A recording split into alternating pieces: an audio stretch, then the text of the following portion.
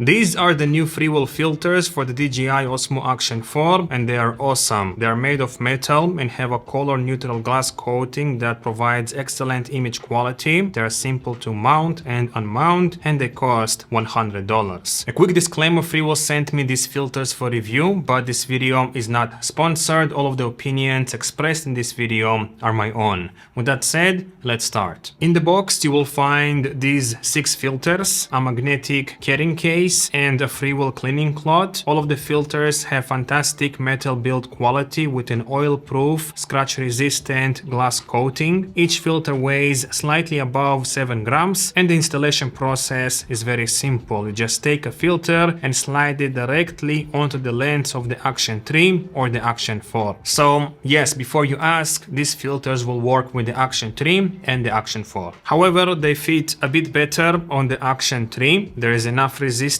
when you mount or unmount the filter, while on the Action 4 it feels a bit loose. So check this out. I have the filter now mounted on the Action 4 and all it takes to remove it is a minor heat, just a slight touch really. Whereas with the Action 3 it's a bit more secure.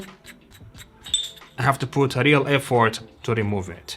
I'm not sure how it's going to affect performance in real world situations. I've been using these filters with my Action 4 for a couple of days now and they seem to be secure enough when I am using them as intended. If I'm just shaking the camera like this, which is pretty much what happens in real world situations, it's not going anywhere, but if I just slightly bump into it, it falls off much easier on the Action 4 than on the Action 3. However, with the new lens hood filter that DJI included with the Action 4, the fit is just as snug as on the Action 3. So if you want a better fit, you can consider using the new lens hood filter, but this will make your camera non-waterproof, so keep that in mind. Also, these filters fit perfectly fine with the DJI plastic case, whether they are mounted on the stock filter or the new shorter lens hood filter. However, on my Ulanzi cage, all ND filters fit perfectly, except for the CPL filter, which slightly touches the metal part of the cage, especially when using the shorter lens hood filter. So if you have a special cage for your Action 3 or 4, I'm not sure if these filters will fit in your setup because each cage has a different design,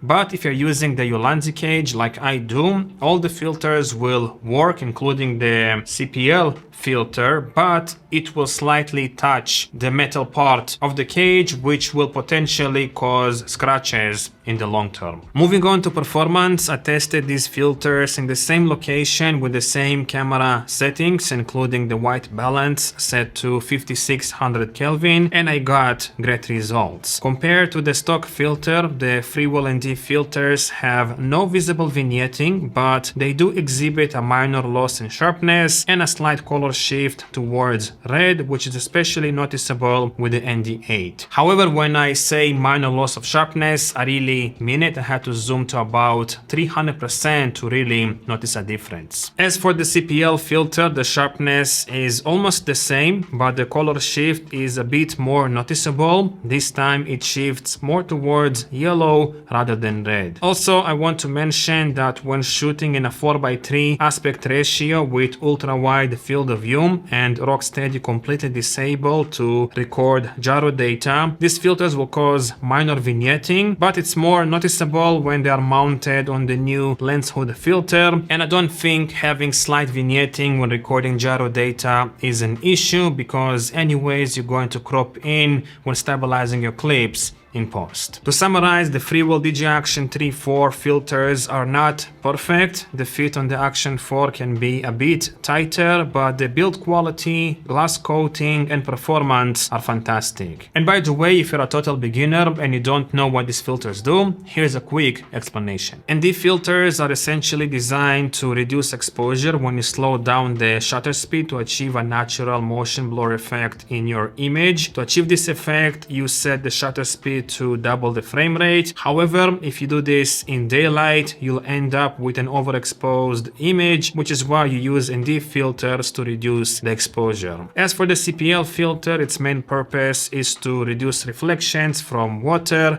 the sky, glass, cars, etc. So ND filters are essentially sunglasses for your camera, and the CPL filter reduces reflections. I would also highly recommend to use a gimbal when using ND filters with any action camera because they all rely on high shutter speeds for the best stabilization performance.